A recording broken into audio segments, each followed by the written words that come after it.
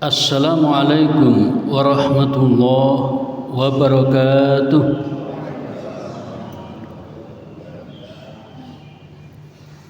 Alhamdulillahi rabbil alamin. Wa bihi nasta'inu ala umuri dunya waddin. Ashhadu an la ilaha illallah wahdahu la syarika lah. وأشهد أن محمدا عبده ورسوله فأصلي وأسلم على محمد وعلى آله وأصحابه أجمعين أما بعد فقال تعالى في كتابه الكريم أعوذ بالله من الشيطان الرجيم وما آتاكم الرسول فخذوه وما نهاكم عنه فانتهوا wattaqullah innallaha syadidul iqab. Shadaqallahul adzim. Para jamaah, pagi ini kita bahas tentang bacaan sholawat. Kalau dalam bahasa Indonesianya itu selawat. Jadi kalau kita mau buka kamus bahasa Indonesia, maka tulisannya selawat. Ini yang baku malah. Kalau Arabnya sholawat. Silahkan nanti yang mana yang disebut. Tapi saya nulis yang bahasa Indonesia. Ada di antara warga yang bertanya, bacaan sholawat itu kan macam-macam. Ada sholawat badar, ada sholawat nariyah, ada sholawat munjiat, sholawat ashil. Nah, dari sekian macam banyak bacaan sholawat itu, mana yang paling utama, yang paling tinggi nilainya, yang pernah diajarkan oleh Nabi Sallallahu Alaihi Wasallam? Kemudian, apa keutamaannya membaca sholawat? Dan kapan saja kita dianjurkan membaca sholawat? Para jamaah, sebagai kaum muslimin muslimat yang benar-benar beriman kepada Allah dan Rasul, kita wajib bersholawat kepada Nabi. Jadi paling tidak di dalam sholat kita itu kita selalu membaca sholawat. Berdasarkan firman Allah surat Al-Ahzab ayat 56, Allah berfirman,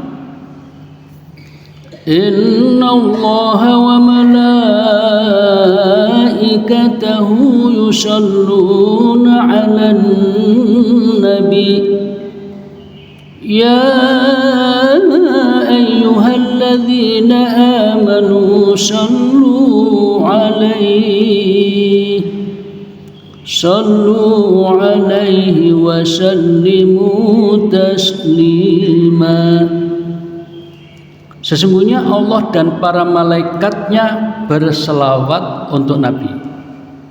Wahai orang-orang beriman, berselawatlah kamu untuk Nabi dan ucapkanlah salam dengan penuh penghormatan kepadanya. Surat Al-Ahzab ayat 56. Nah, para jamaah, di situ ada ungkapan Allah, malaikat berselawat kepada Nabi. Ulama menjelaskan bahwa kalau Allah memberikan selawat atau berselawat kepada Nabi, maka itu maksudnya Allah mencurahkan rahmatnya. Kalau kita berselawat kepada Nabi, itu maksudnya kita mendoakan Nabi agar mendapatkan curahan rahmatnya. Lalu apa keistimewaan membaca sholawat?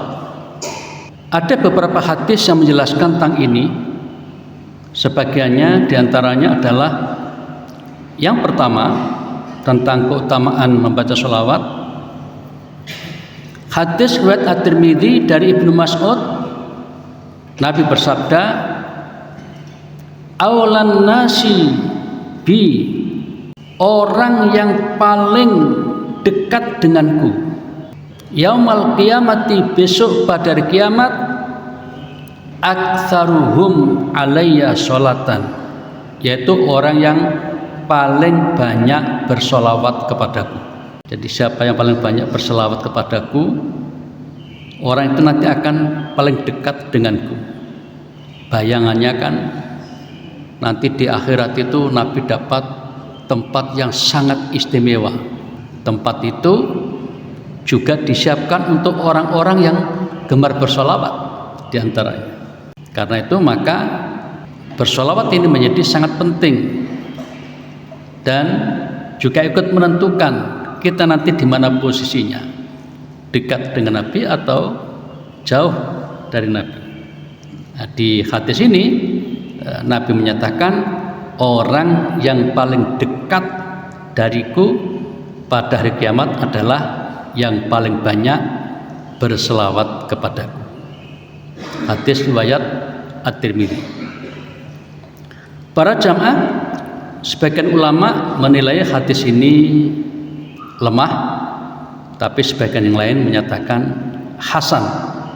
Karena ada yang menilai hasan, maka berarti hadis ini masih bisa dijadikan pedoman atau paling tidak untuk penyemangat untuk memperbanyak membaca sholawat. Itu hadis pertama tentang keistimewaan atau keutamaan membaca sholawat. Yang kedua, hadis sahih riwayat Muslim dari Abu Hurairah, Nabi bersabda, man shalla alayya, barang siapa bersolawat kepadaku wahidatan, satu kali saja, sallallahu alaihi asyran, maka Allah akan berselawat kepada orang itu 10 kali lipat. Hadis riwayat Muslim. Siapa yang bersolawat kepadaku wahidatan, satu kali saja, sallallahu alaihi asyran, maka Allah akan bersolawat kepada orang itu 10 kali lipat. Nah, tadi penjelasannya bahwa kalau kita bersolawat kepada Nabi artinya berdoa kepada Allah agar Nabi mendapatkan curahan rahmat. Kalau Allah bersolawat kepada kita, berarti Allah akan mencurahkan rahmatnya kepada kita. Ini menunjukkan juga betapa tingginya nilai berselawat itu. Sekali saja kita Allahumma sholli ala Muhammad baca begitu, maka Allah 10 kali lipat mencurahkan rahmat kepada kita yang berselawat itu. Nah, para jamaah, ini hadis sahih Muslim. Nah, ulama sepakat, nggak ada mempersoalkan. Karena itu maka perbanyaklah baca selawat. Dan yang ketiga,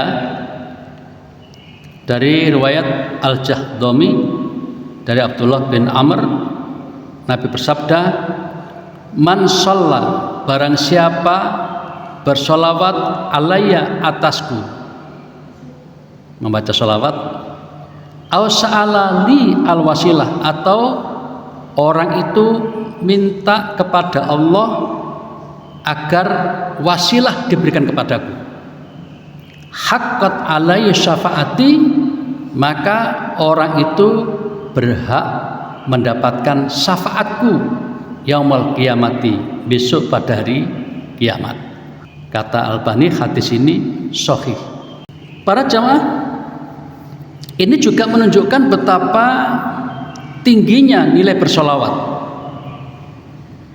Jadi orang yang gemar bersolawat, ditambah di sini ada minta agar aku diberi wasilah, kedudukan yang tinggi di sana nanti, maka orang itu akan dapat syafaatku.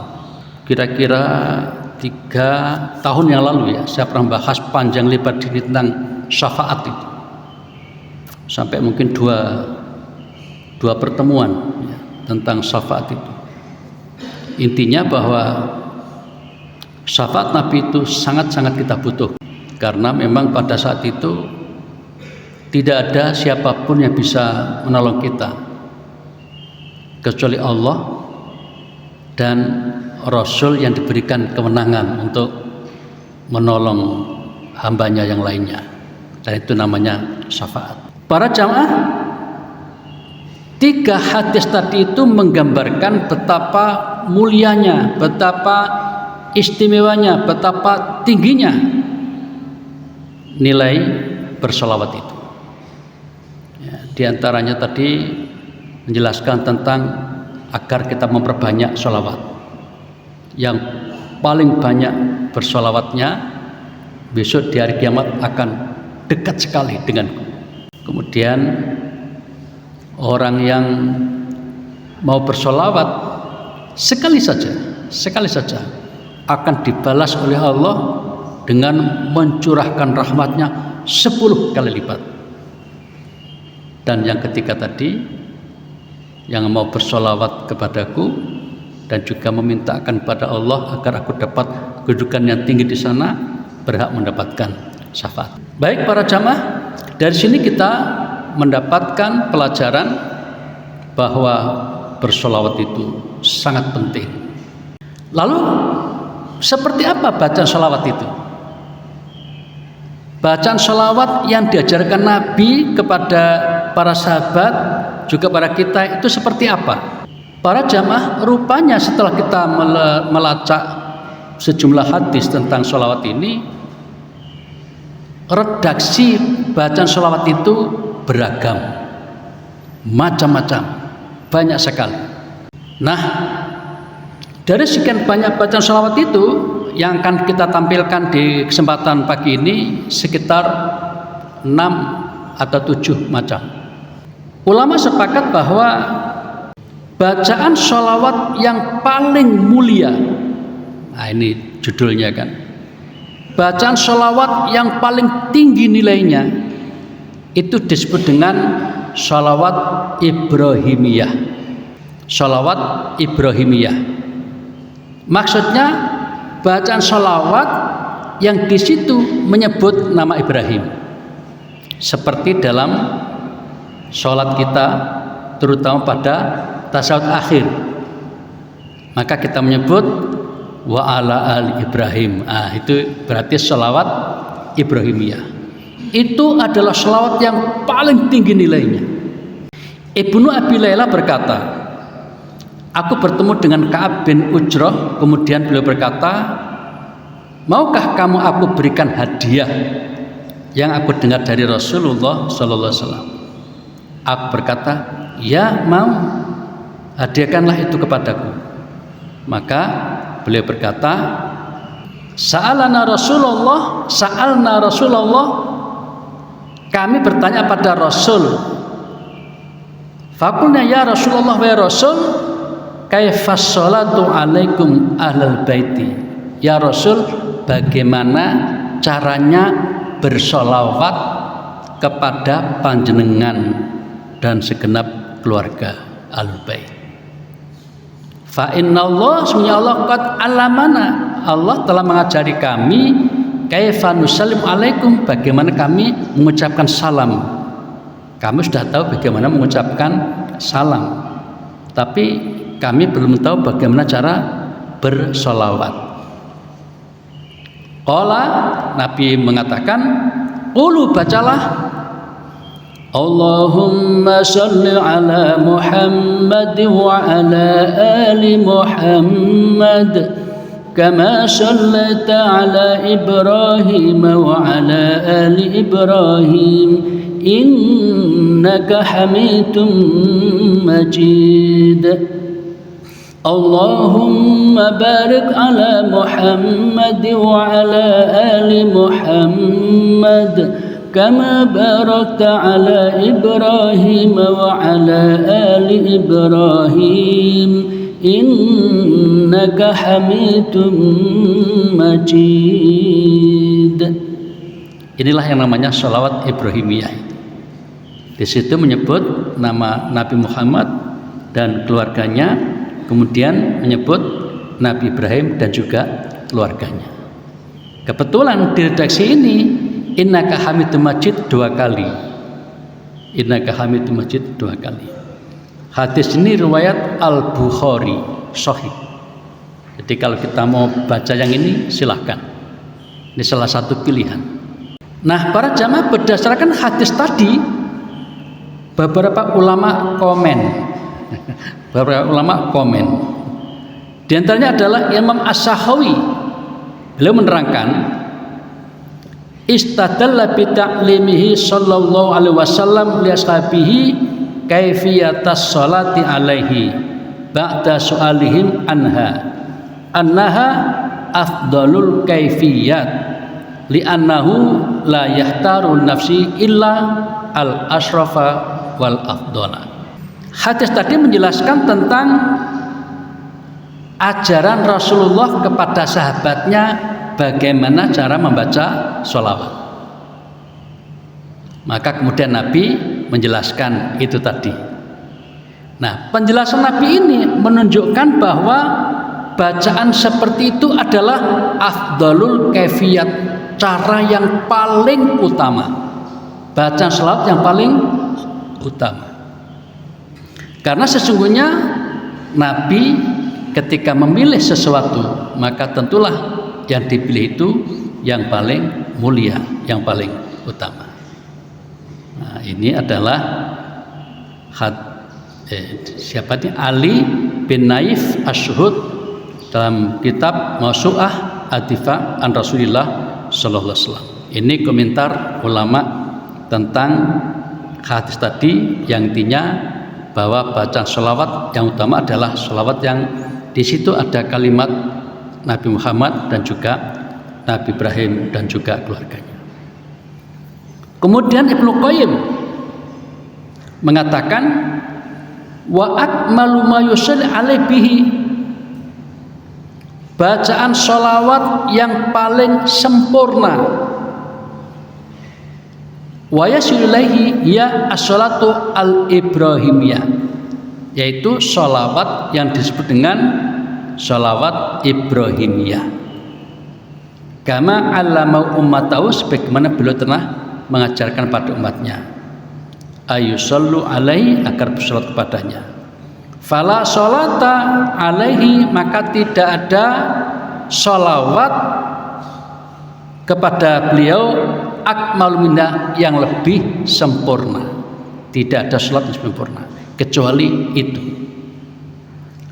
Yang catatan kita ini, wa in tahadzalaka al mutahadlikun, ya, walaupun nanti akan ada orang-orang yang sok keminter gawe bacaan sholawat dewi. Ini gak enak kalimat ini, terjemahan saja lah, tak baca. Ini tak baca lagi. Selawat yang paling sempurna yang sampai kepada beliau adalah sholawat Ibrahimiyah, sebagaimana yang beliau ajarkan kepada umatnya. Karena itu maka tidak ada sholawat yang lebih sempurna dari itu. Meski sebagian orang merasa lebih pintar untuk buat lafaz sholawat. Para jamaah sekedar untuk tahu, tapi tetap harus menaruh hormat, orang-orang yang bisa berbahasa Arab dan gemar bersholawat kadang-kadang membuat sholawat sendiri. Misalnya kalau di sini masjid apa ini, sholawat badar. Nanti ketika ada pesantren apa gitu, maka disebut sholawat nama pesantren. Ada itu. Mungkin kadang-kadang dinisbahkan kepada nama seseorang, nama perkumpulan. Nah itu macam-macam.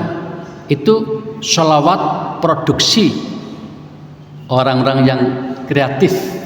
Nah, mereka tidak salah. Mereka tidak salah. Wong niatnya baca sholawat kan bagus. Tetapi belum kami mengingatkan, dari sekian macam baca sholawat yang paling sempurna adalah sholawat Ibrahimiyah tadi itu. Itu paling sempurna. Lah kebanyakan orang-orang seperti kita ini membaca sholawat Ibrahimiyah kan hanya ketika sholat saja. Ya. Padahal itu sebenarnya baik juga dibaca di luar sholat. Di luar sholat. Memang kita dibolehkan membaca sholat dengan beragam bacaan sholawat. Nah, misalnya yang paling sederhana adalah Allahumma sholli ala Muhammad wa ala ali Muhammad. Itu sempurna sudah untuk sebuah bacaan sholawat. Tapi itu bukan sholawat Ibrahimiyah. Sholawat gitu aja. Sholawat Nabi. Allahumma sholli ala Muhammad wa ala ali Muhammad. Itu ada hadisnya. Sholawat yang paling pendek itu. Kalau Ibrahimiyah kan panjang tadi itu. Nah, para jamaah, kita lanjutkan dulu. Di kalangan ulama kontemporer, ulama yang sezaman dengan kita ini, beliau sudah meninggal di 2001. Beliau mengatakan begini. Wa harusighatin, redaksi yang paling bagus, redaksi sholawat yang paling bagus, yaqul wal insanu fi sholah, yang biasa diucapkan oleh manusia.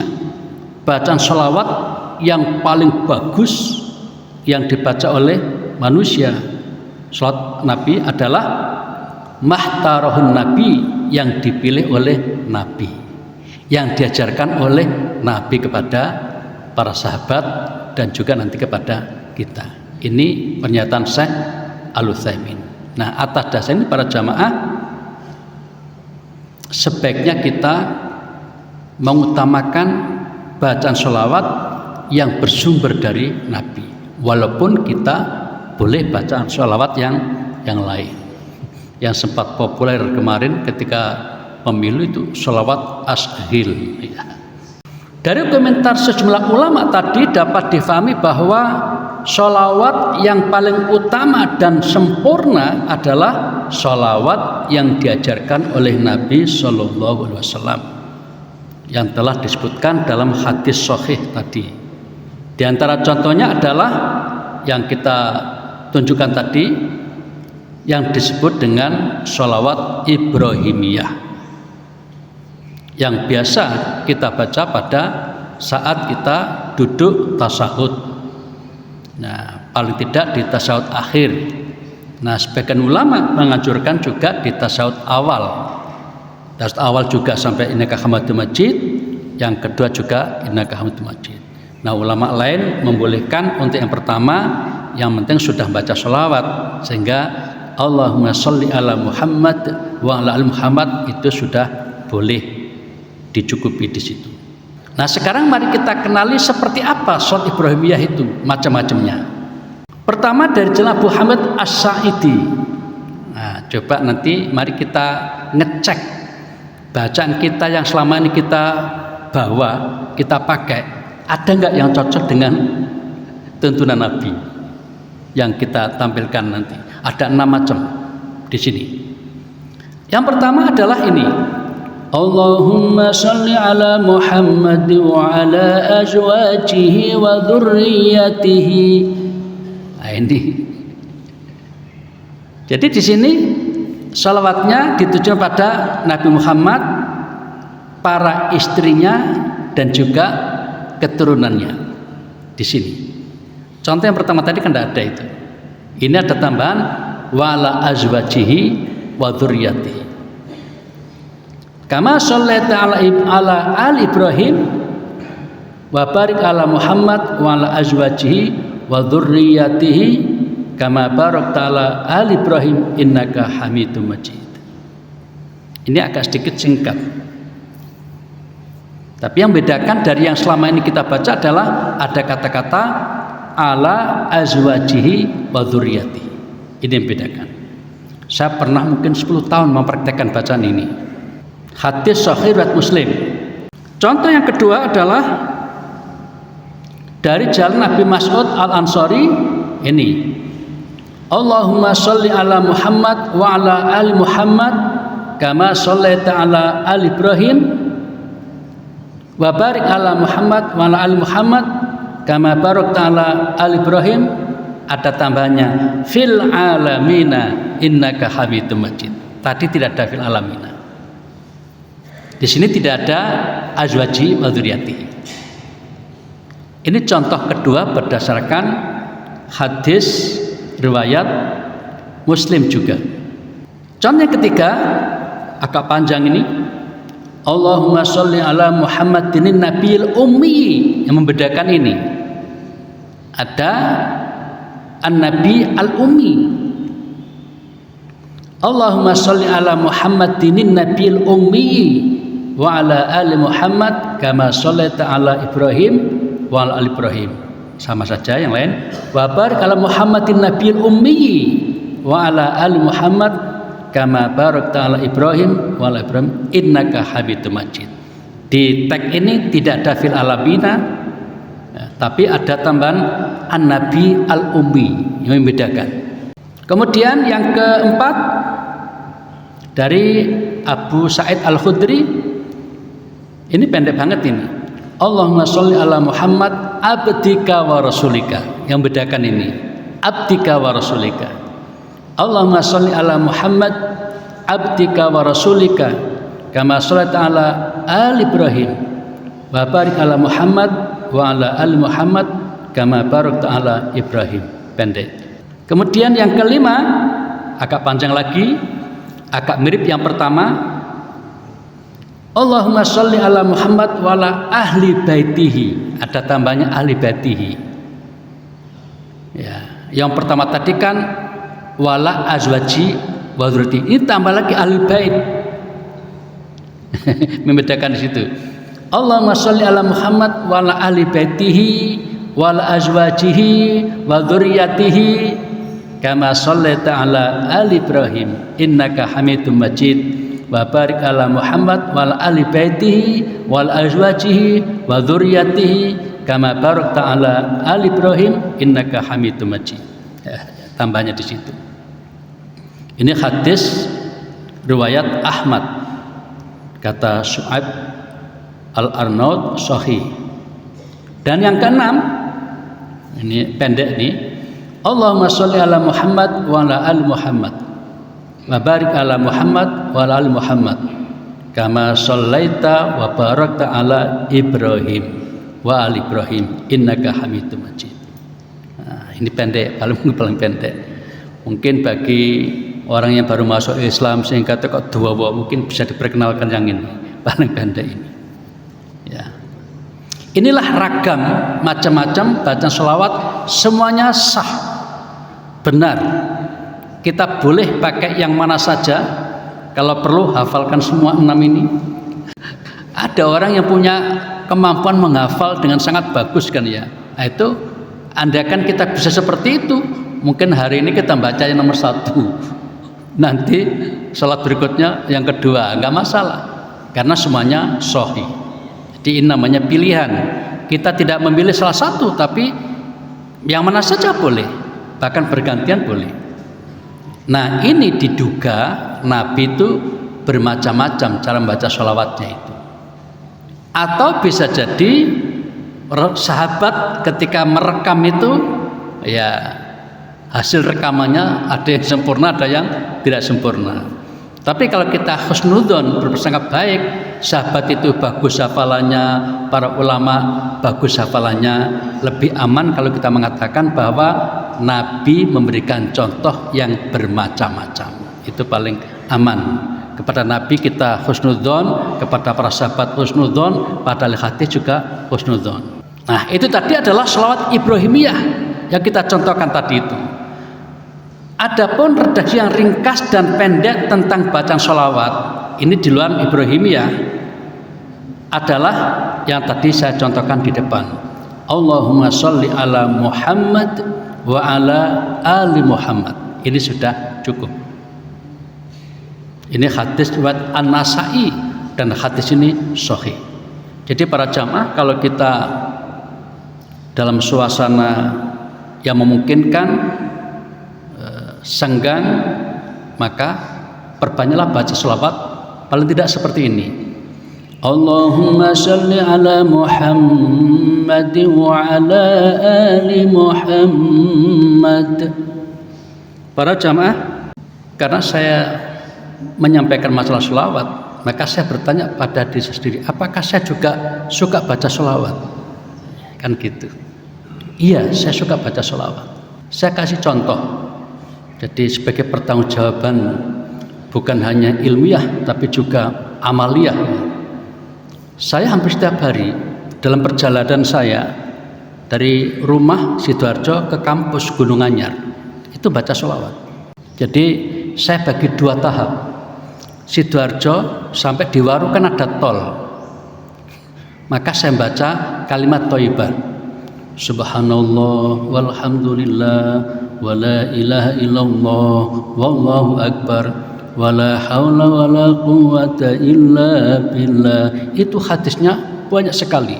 Kita ditekankan agar supaya memperbanyak bacaan kalimat thayyibah seperti itu. Nah, itu saya baca dari rumah sampai Waru. Dari Waru ke Gunung Anyar saya baca sholawat yang ini saja, yang pendek ini. Allahumma sholli ala Muhammad wa ala ali Muhammad. Allahumma sholli ala Muhammad wa ala ali Muhammad. Diulang-ulang. Tadi kan katanya memperbanyak. Orang besok pada hari kiamat yang paling dekat denganku adalah aktsaruhum alayya sholatan, yang paling banyak baca sholawat. Para ahli hadis umumnya juga sering baca sholawat. Kalau Rasulullah Sallallahu Alaihi Wasallam itu juga bacaan sholawat. Nah, ulama juga memberikan kelonggaran. Jadi kalau bisa sih Ibrahimiyah tadi itu yang paling sempurna ya. Nah, paling tidak tadi yang kedua tadi, walaupun bukan Ibrahimiyah tapi itu sempurna untuk sebuah sholawat ya. Kemudian kita juga boleh baca sholawat yang lain seperti ini yang sering kita baca, Sallallahu Alaihi Wasallam. Orang yang baca hadis biasanya baca ini, qala Rasulullah Sallallahu Alaihi Wasallam. Itu namanya juga bacaan sholawat. Atau yang pendek, alaihi salatu wassalam. Nah, kalau ceramah-ceramah biasanya pakai ini, assalatu wassalamu ala rasulillah. Ini juga bacaan sholawat. Boleh. Tapi walaupun ini semuanya boleh, kita harus ingat bahwa yang paling sempurna adalah yang sholawat Ibrahimiyah. Jadi kalau kita ingin punya nilai yang tinggi, yang bobotnya paling tinggi, kalau kuliah itu SKS-nya paling tinggi, itu yang sholawat Ibrahimiyah. Nah, kalau kita merasa wah kok panjang banget, ya cari yang pendek. Yang pendek tadi itu Allahumma sholli ala Muhammad wa ala ali Muhammad. Paling tidak ini Sallallahu Alaihi Wasallam. Atau kalau pas ceramah assalatu wassalamu ala Rasulillah dan seterusnya. Nah, itu adalah tentang ragam bacaan sholawat, dari yang paling sempurna sholawat Ibrahimiyah, lalu sholawat biasa tadi itu, lalu yang lain-lain. Karena itu maka ulama membolehkan orang membaca sholawat dengan redaksi yang dia buat, dibolehkan. Hanya tadi jangan sampai kita mengatakan oh ini sholawat yang paling bagus padahal bukan dari Nabi. Tadi Ibnu Qayyim tadi mengatakan walaupun ada orang-orang yang sok komentar sehingga meremehkan sholawat yang diajarkan Nabi, mengunggulkan sholawat garapannya sendiri tadi. Yang terakhir para jamaah, yang terakhir, kapan kita membaca sholawat? Kapan kita baca sholawat? Sebenarnya untuk yang terakhir ini bisa panjang sendiri, tapi kita ringkas menjadi sekitar 5 menit saja. Mengenai waktu-waktu untuk baca sholawat dalam buku Tanya Jawab Agama, ini milik Muhammadiyah ya, Tarjih Muhammadiyah, ada buku fatwa, sekarang sudah 9 jilid. Ini jilid yang ke-6 ya. Di situ disebutkan ada 17 kesempatan peluang untuk baca sholawat. Yang pertama sesudah azan. Tadi kita baca sholawat apa enggak tadi ketika selesai azan? Nah, ya. Prakteknya begini.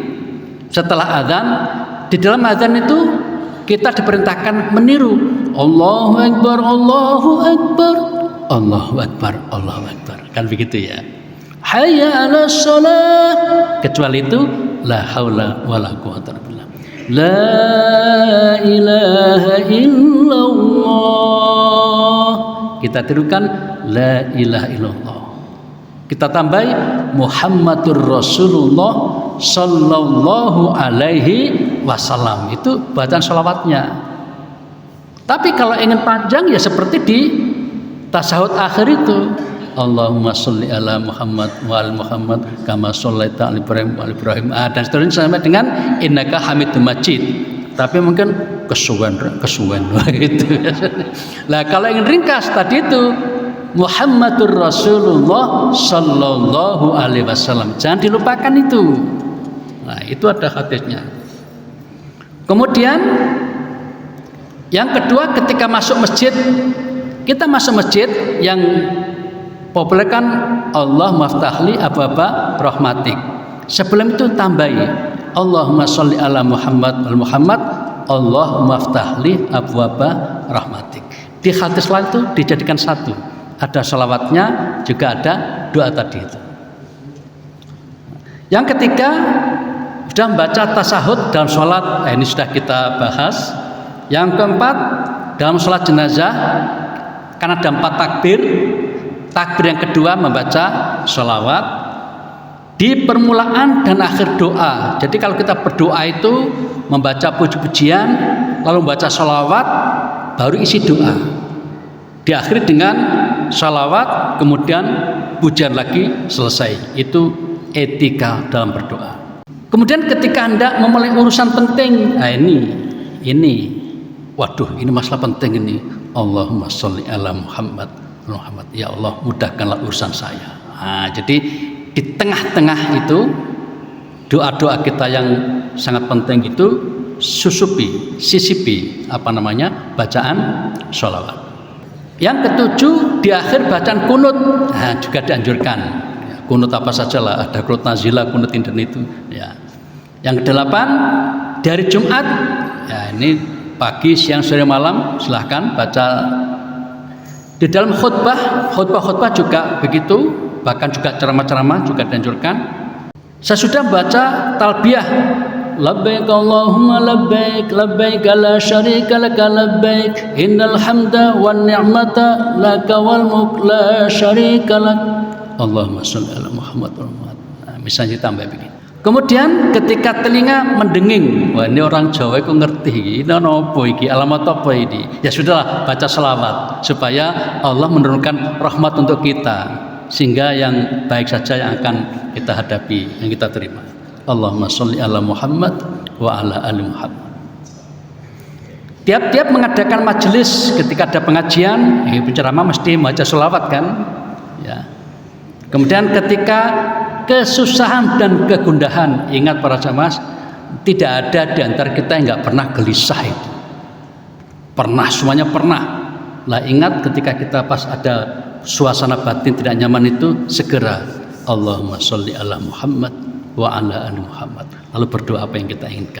Setiap pagi dan petang, ya. Kemudian waktu berjumpa sahabat dan handetolan. Nah ini para jamaah, ini penting. Ini saya lama tahu peristiwa ini, tapi belum tahu hadisnya.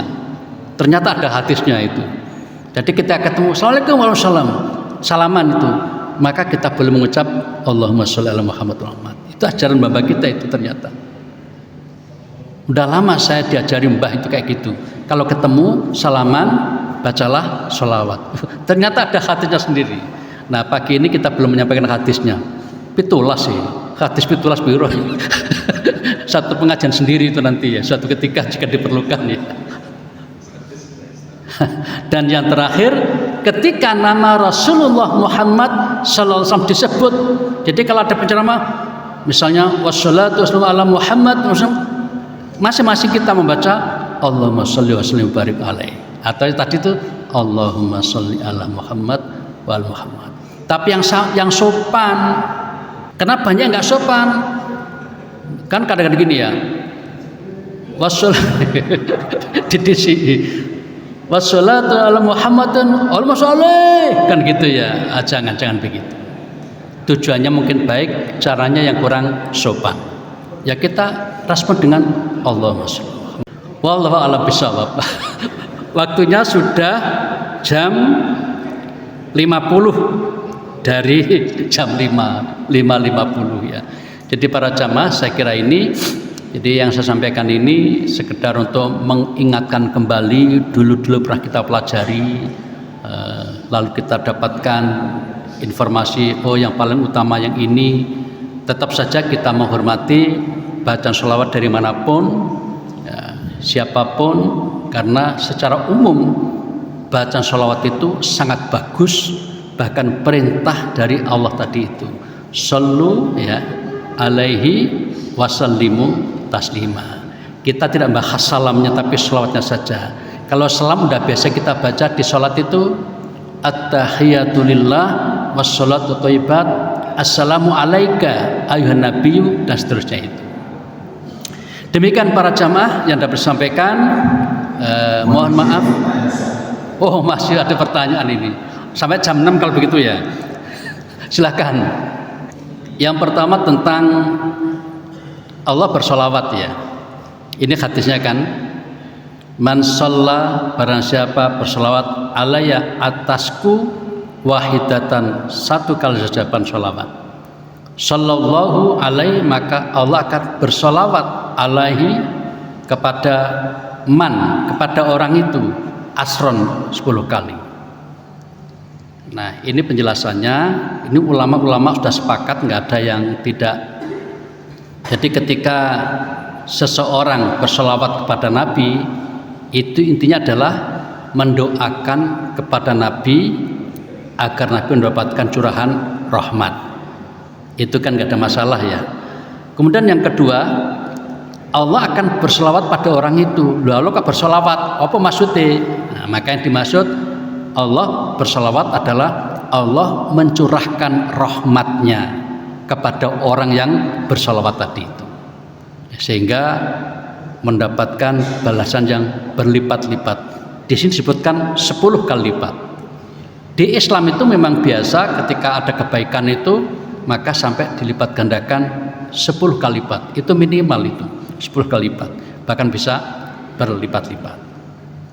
Nah, dari teks ini banyak orang-orang juga mempertanyakan, loh Nabi itu katanya sudah sempurna, kok masih didoakan? Nah, kan gitu ya. Nah, ya angel juga jawabannya itu, gimana itu? Tapi ulama-ulama kemudian mencoba menggambarkan seperti air yang dituangkan di gelas. Ibaratnya Nabi itu sudah penuh isinya itu, atau paling enggak hampir penuh gitu. Nah, ketika air di gelas ini sudah hampir penuh, kok diisi lagi, kemana kira-kira airnya? Akan tumpah. Lah tumpahnya kemana? Nah, itu katanya tumpahnya kepada yang membaca sholawat itu. Itu mbak kita ketika bikin perumpamaan. Jadi itu, jadi apa? Dapat luberan ya, dapat luberan itu. Itu yang pertama tadi. Yang kedua, kenapa kok Nabi Ibrahim ya? Memang Nabi Ibrahim ini kan salah satu nabi yang sangat istimewa. Bahkan di beberapa keterangan beliau dianggap sebagai bapak ya, bapaknya para nabi. Nabi Muhammad kepada beliau ya sebagai bapak gitu. Panggilan bapak itu artinya ya sesepuh lah kira-kira gitu. Nah, atas dasar itu ketika diruntut maka Nabi Muhammad itu dilihat dari genealoginya itu termasuk keturunan Nabi Ibrahim alaihissalam.